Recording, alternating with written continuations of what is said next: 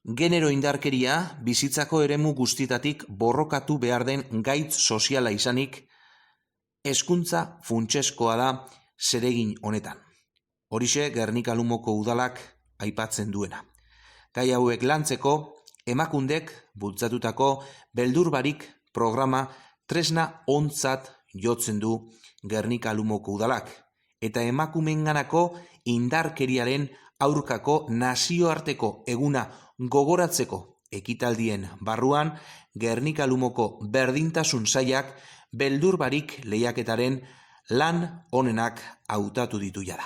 Orain honetan, San Fidel ikastola izan da protagonista nagusia, 2 sarietan izan du ordezkaritza.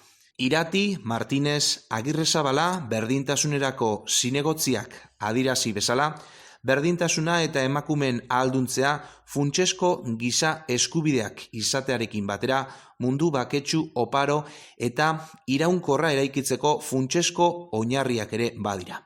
Garapen jasangarriaren 17 helburuetako bat da, eta garapen inklusiboaren eta jasangarriaren dimentsio guztien funtsezko elementua.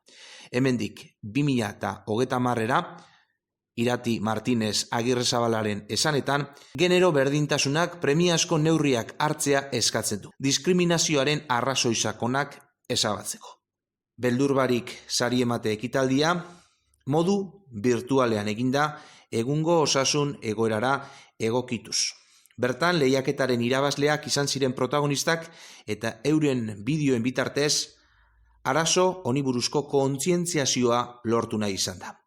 San Fidel ikastolako lehen hezkuntzako 6D eta lehen hezkuntzako 6B ikasgelek izan zuten sari gehien. Lehen kategorian 12 eta 14 urte bitarteko ikasleak, bigarren kategorian 15 eta 17 urteko ikasleentzako San Fidelen askida lanak irabazi zuen eta Gernika Institutuaren eta orain zer eta ez dago justiziarik berdintasun gabe lanek eskuratu zuten saria Gernika Lumoko udalaren hitzetan.